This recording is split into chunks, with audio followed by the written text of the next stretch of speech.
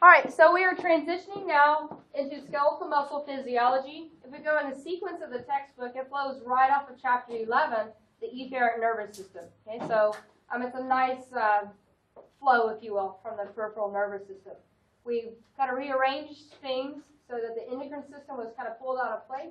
The reason was so we get all of the nervous system into a single test instead of lots of tests. And I think after having the second test, you'll appreciate that. We're dragging out. And so we did endocrine system, and now we're getting back to muscle physiology. So between our work in lab and introduction to our handouts, you probably have an idea that the muscle cells work a whole heck of a lot like our nerve cells. And so we're going to go revisit receptors, ions, action potentials, and etc. We'll focus predominantly on skeletal muscles, but we'll also contrast briefly our smooth muscles and cardiac muscles. Cardiac muscle will be studied in better detail when we get into chapter 13, 14, and 15. We'll look at the cardiovascular system. So we'll just kind of introduce it in this chapter 12 information. As always, we'll start with our learning objectives. And so the first thing is we're going to do is just compare and contrast. I've kind of moved everything around. What I was going to say is compare and contrast all of our muscle types. Okay. Then we're going to focus on skeletal muscles and look at some unique organelles and their unique. The organelles aren't unique, but there's specialization in the skeletal muscle and modification in there. We're going to include some terms called excitation, contraction, coupling, which you may have been introduced to in lab last week. You may recall that term. And then we're going to look at what actually happens during contraction. We won't get to that today. We'll get to that probably in our next presentation. Additionally, in this chapter, we're going to look at the distinct phases of what's called cross-bridge cycling in the sliding filament model, which is also a component of the contraction. If we have time, we'll see how a muscle can change the force of contraction, whether it's a weak contraction or a more strong contraction, that varies.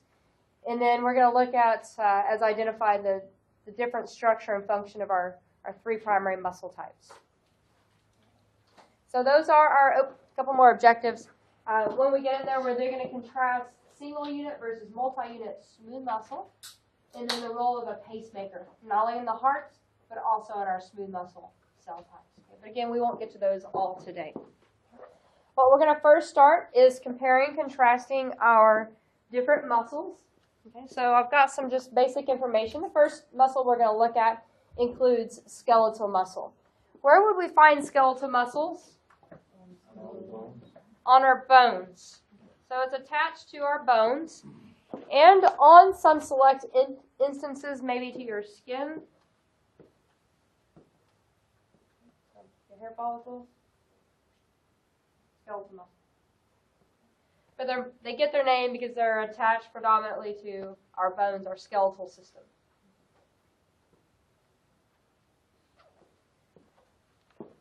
Visually, looks like I might not have left a lot of room there. The cell appearance, the term that we're going to use is what? Striated. So if you can squeeze under there, or maybe in the, I don't know, I'm sorry about that. Striated. S-T-R-I-A-T-E-D. Striated. That means it looks striped. You can almost see the striping in this image. You may not be able to see it in your printout. Okay, but it's striped. We'll discuss, if not today, next time, what causes that striped appearance under a microscope.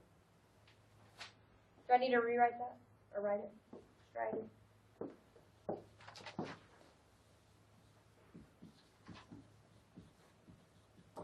So skeletal muscle appears striated, striped, where there's dark and light overlapping. What do you think some primary functions of our skeletal muscle is or are? Movement, very good. Support. Yeah, contraction and extension of the bone. Okay, which would lead to movement. If you're moving a bone, you're moving either the whole body or some part of the body. Modify that a little bit. Heat. Okay. it can give some protection, okay? But it definitely gives an abundant amount of heat. So if you want to warm up, what do? Move. Okay, well, it'd be easier to move. It'd be easier to move, and more productive, more efficient for heat production. Okay. So it does give locomotion to the skeleton. It produces heat, and it can give some protection. Okay, I don't have that listed here, but think about your abdominal cavity over your abdomen, right? That's protecting your internal organs, right?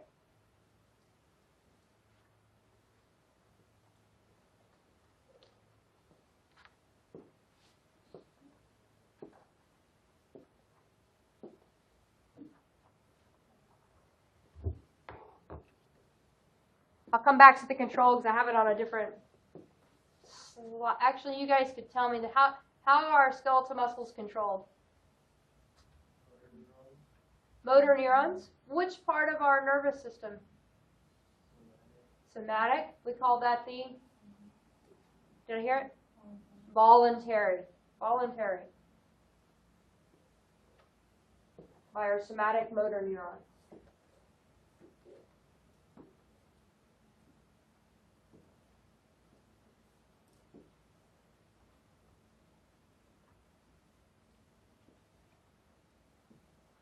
And certainly we'll go into better detail over the skeletal muscles. So let's transition now to our cardiac muscle. Okay. Cardiac muscle, where do you find it? The heart. Okay.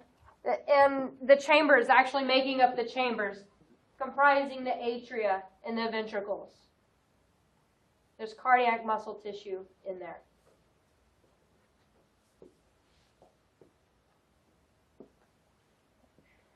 And this is the only location that you would normally find cardiac muscle, in the heart, as the name implies. How does it appear? It is also striated.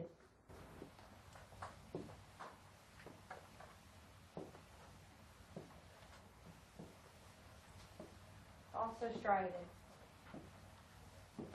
But if we compare and contrast even these simple images, we can begin to see, yes, they are each striated, but we can begin to see some structural differences between a cardiac tissue from a skeletal muscle. And we'll identify those later.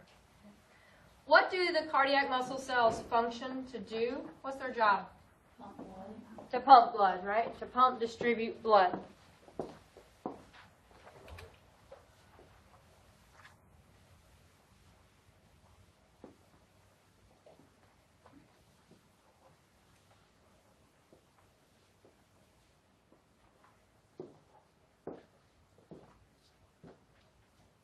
What about the control of the heart?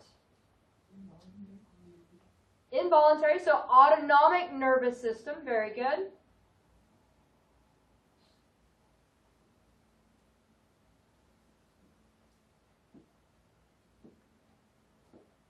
So it's involuntarily controlled by, earlier we said it was duly innervated. It has both sympathetic and parasympathetic nerves controlling the heart rate.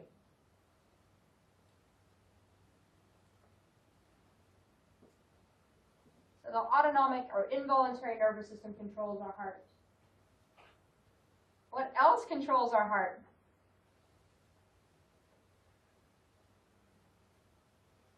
What also controls the heart? Electricity. No. Good. Pacemaker. What term did we use at the beginning of the semester? We didn't use pacemaker.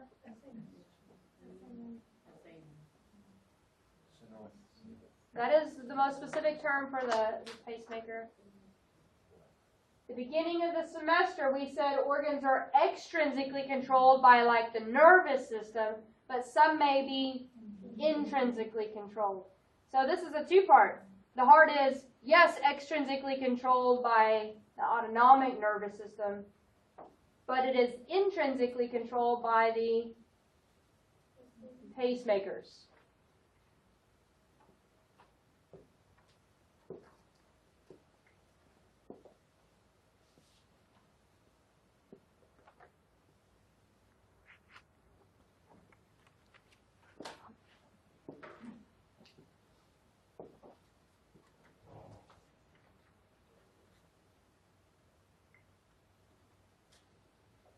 That now takes us to the third muscle type, which is collectively referred to as smooth muscle.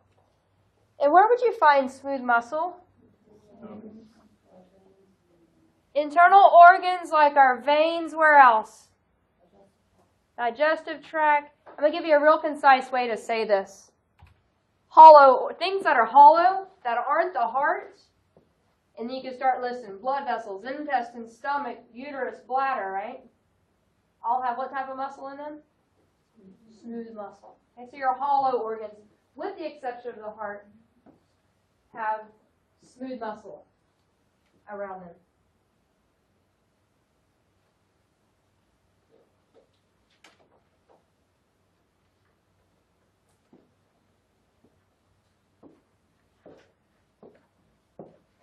And its cell appearance is given away in its name. They appear how? Smooth. They don't have any striations or lines. If you look at it under a microscope, so they appear smooth. And so what do our smooth muscle-lined organs do?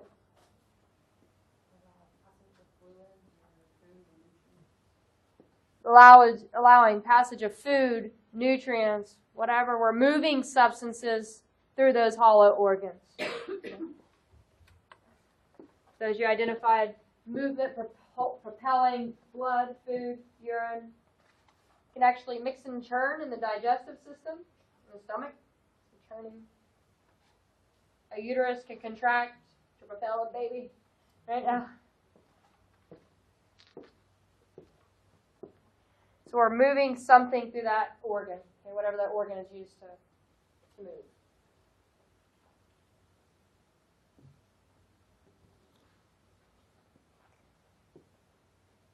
How do you think this is controlled? It is controlled intrinsically. Very good. Some are controlled intrinsically because some smooth muscles have a what can give intrinsic control to a muscle? Cells called. What do we have them in the heart? We call them pacemakers. Some smooth muscles have pacemakers. So sure, smooth muscle can be controlled intrinsically by pacemakers.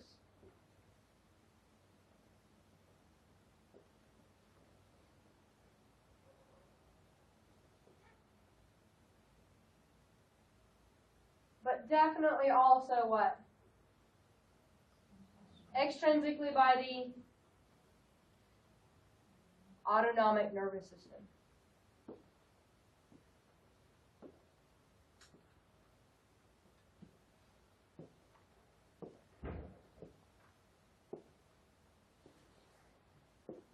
All right.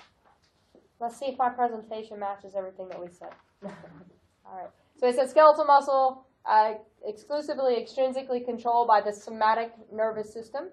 Cardiac muscle, we said intrinsically controlled by the pacemaker cells, yet extrinsically controlled by the autonomic nervous system. My abbreviation, ANS, autonomic nervous system. There's an involuntary nervous system. And for the smooth muscle, we would have said, what did we say? Intrinsically by pacemakers, extrinsically by the autonomic nervous system. Very good. The exact same thing as we said for the cardiac muscle.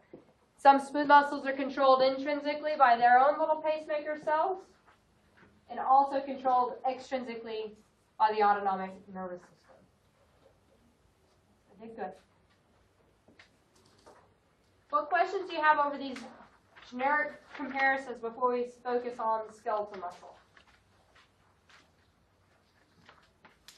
All right, so let's go through and look at our skeletal muscles. You don't have to label everything. I'll highlight to you what we're going to identify. And if you need to, you can make reference to figure 12.1 in your textbook, just looking at the muscle. The first thing I want to identify is a muscle organ. This whole thing that's identified as muscle body, this whole thing is a muscle, I took the word organ. So this whole muscle is an organ. How did we define an organ? A group of tissues. Group of tissues. So not just muscle tissue, but also like surrounding it, we would have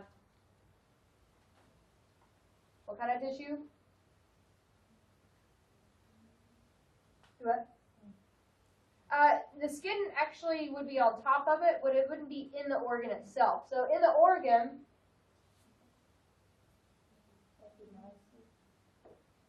what is the epimysium? What type of? It's a barrier between the skin and the muscle. And it's a connective tissue. Because you know your muscles are supposed to like slide, right? So you kind of need a connective loose, kind of like a lubricant, for lack of a better word, right? So that muscle can glide along without getting jammed up on your skin or bone or whatever the case may be. So we're saying this is an organ because yes, it has skeletal muscles, cells, but it also has other organs, or excuse me, tissues like connective tissue, like motor nerves, right? Not shown here. Like sensory nerves, also not shown here. It's an organ. What I want you to acknowledge is when you go to anatomy and you start talking about biceps, brachii, and right, all the other muscles I've forgotten, those are what?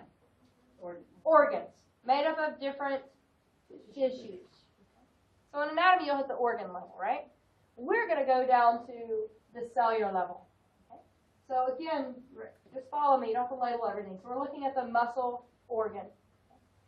Our muscle organ is made up of skeletal muscle cells, but the cells are bundled together. And so where it says a fascicle, you can just put a bundle. Label where the thing is pulled out. I'll call it a bundle. It's properly called a fascicle, but it's a bundle of multiple muscle cells. You may not appreciate this analogy, but what I have. Never eaten, if you're a meat eater, if you're not, I'm, again, sorry. No, I'm just kidding. You ever had like pulled pork, pulled chicken, right? Right? The strings are bundles of muscle cells grouped together, right? Surrounded by connective tissue. So our muscle organs are made up of groups of muscle cells grouped together. They're called fascicles. And they're not human, right? Livestock. Let me clarify that. Not human. I don't know. I don't plan on knowing. So muscle organs, we start breaking down the hierarchy, is made up of groups of muscle cells. So within a group of cells, there must be an entire, what? Cell. Okay. And so the individual muscle cells, you could call it muscle cell or you could call it a muscle fiber. Muscle fiber, muscle cell, whatever. But it's in a single cell. So this little isolation right here, it doesn't look really like this, but it's been pulled out artistically to show a single cell within the bundle, within the muscle organ. Are you kind of with me with the hierarchy? Within the muscle cell, you can see that there are multiple what? What are the purple things? Nuclei. So go ahead and highlight that there are multiple nuclei. Or you could say that the skeletal muscle cells are multi-nucleated. Skeletal muscle striated, and they are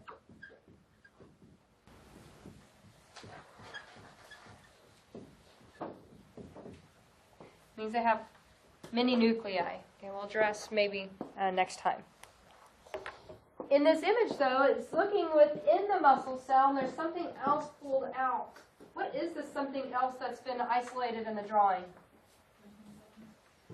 They're protein filaments. What is the thing called? Myofibril, myofibril. And so these just little protein rods. Well, I'll come back to the other thing in just a second. The myofibril. How are you going to enunciate it? Myofibril, whatever.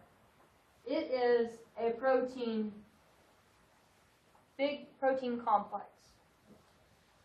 And these are packed inside of our skeletal, any skeletal muscle cell. So just big rods of proteins that do what? What do the myofibrils do?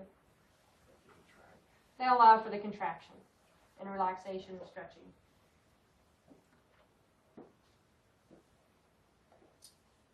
What we're saying is within each cell, there are many myofibrils packed in there, which are proteins for contraction.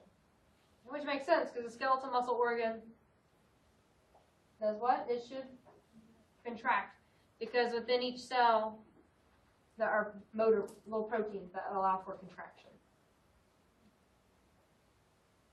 Are we okay on that hierarchy, I guess? I have also highlighted the sarcolemma. Sarcolemma, where does it look like it's pointing to?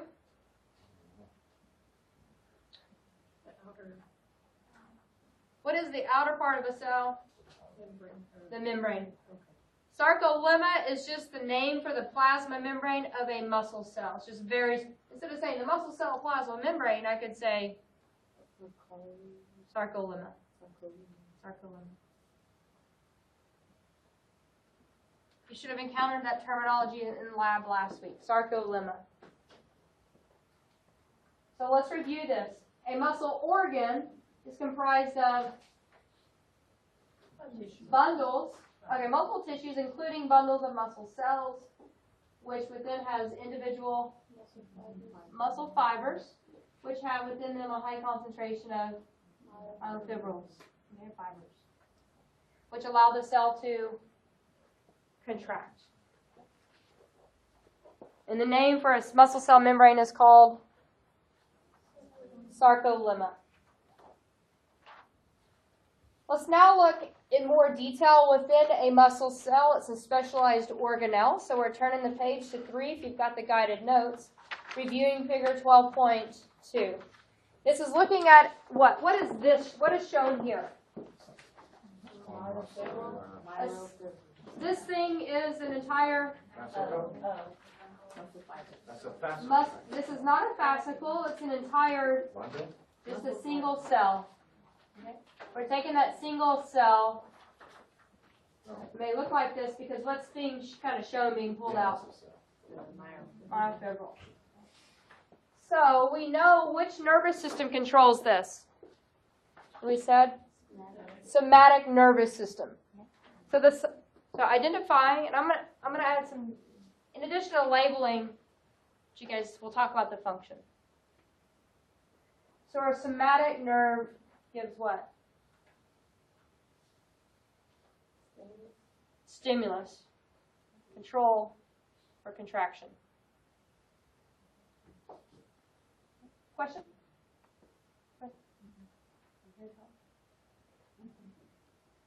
All right, so our somatic nerve, we can see that it branches. And we'll come back to this, the magnification in just a second. We already identified the muscle fiber, or the muscle cell.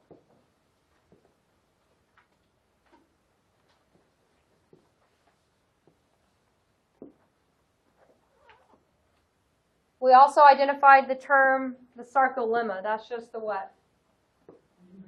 The plasma membrane. In addition to labeling it and acknowledging that the sarcolemma is the cell membrane, let's add to this layer in that it's covered with voltage-gated ion channels. The sarcolemma is covered with voltage-gated ion channels. The sarcolemma is covered with voltage-gated ion channels for which reason?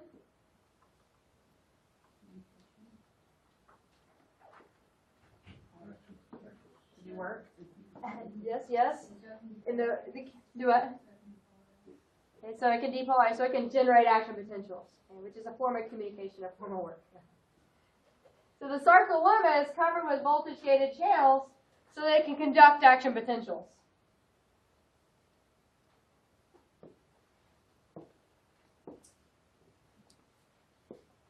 Very good. Also in there, we're going to see a high concentration of mitochondria because our skeletal muscles need, did I hear it? ATP, a lot of it. Because it takes a lot of ATP, a lot of energy to power a skeletal muscle.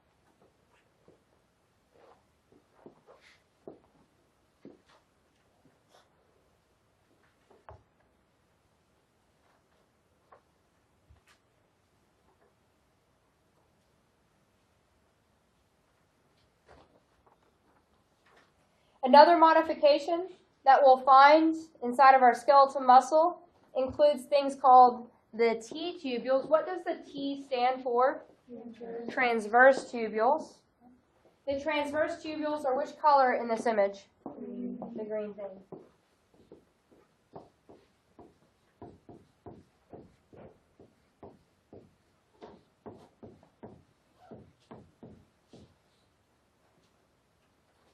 What do the transverse tubules do? They conduct. The transverse tubules conduct action potentials. To where? Where are we?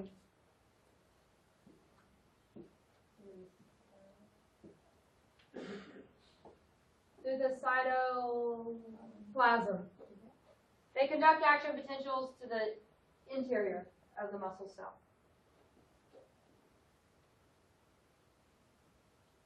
So these also must have what about them? Voltage-gated channels.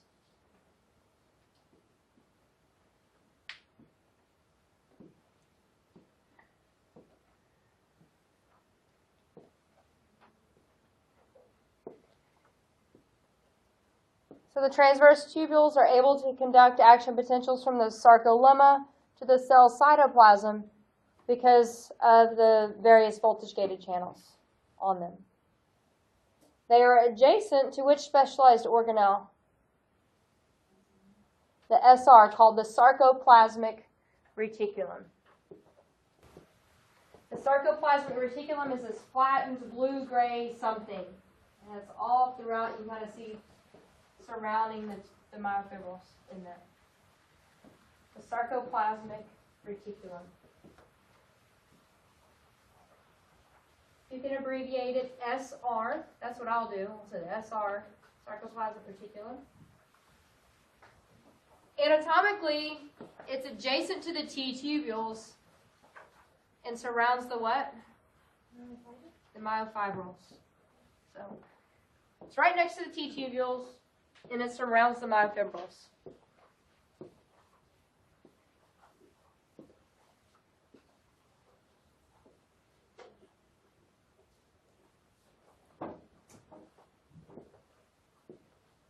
What does the sarcoplasmic reticulum, actually I'm going to take that, what is the SR? What is it? It's the endoplasmic reticulum, which one? The smooth ER. It's just another way to say, I could say smooth ER of a skeletal muscle cell, or I could say sarcoplasmic reticulum. So it's a modified smooth ER. And it's very specialized in, I heard it, calcium storage. It stores calcium in the SR.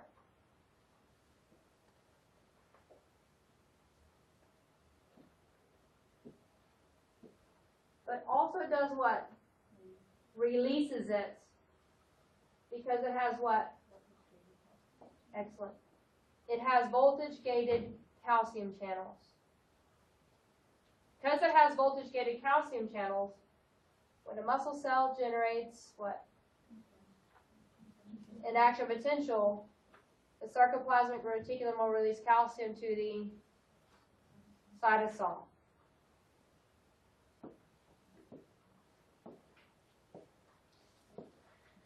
So what we added is, because the sarcoplasmic reticulum has voltage-gated calcium channels, when an action potential is present in a neighboring T tubule, that SR will leak the calcium from the lumen of the SR to the muscle cell's cytoplasm.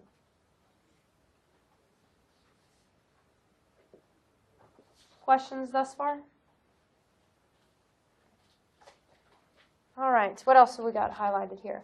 We identified the myofibrils as well. The numbers vary on the size of the muscle, activity of the muscle, etc.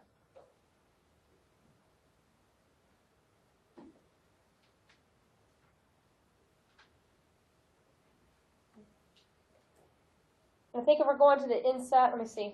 Oh, let me identify. We're also going to talk about a sarcomere next time. And from what's called Z line to Z line, the sarcomeres are the repeating units of our what? the myofibrils. Sarcomeres are the repeating units of myofibrils. So myofibrils are made of sarcomeres. And I have the neighboring, right? Can you see where the arrows are? That would be a single sarcomere, and the next to it would be another. So next time we'll look at the sarcomere anatomy.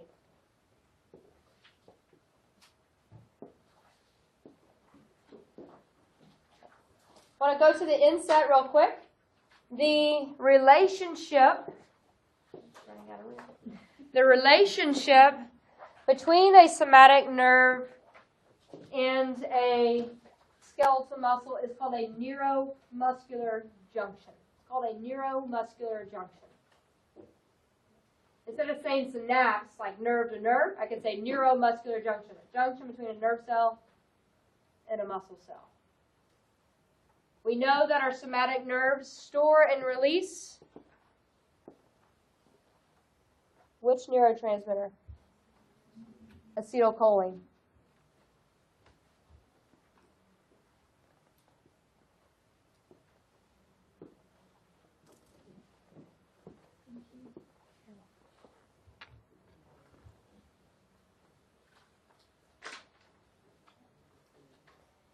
Therefore, at what's called the motor end plate, which is on which cell? The muscle cell. What is at the motor end plate? The nicotinic receptors. So at our motor end plate, they're not shown here. You can draw them in if you want. Just draw some little nicotinic receptors. So at your motor end plate, you'll find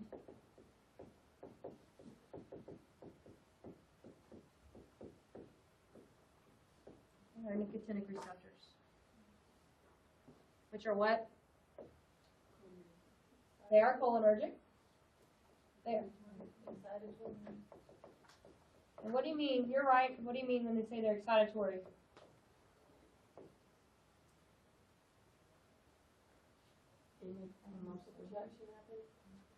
They're excitatory because they let sodium into the cell.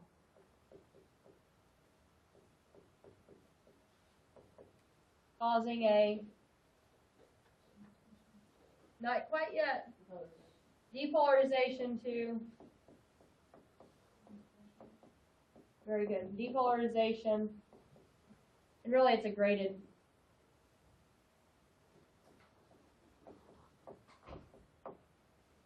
Or you could have just said, they're excitatory, that's what I said. You remember our if you need to go back, what was it, chapter 12? We talked about the nicotinic receptors, maybe? Chapter 11? All right. We'll conclude our discussion here today. And we'll pick up into the sarcomere structure the next time which we meet.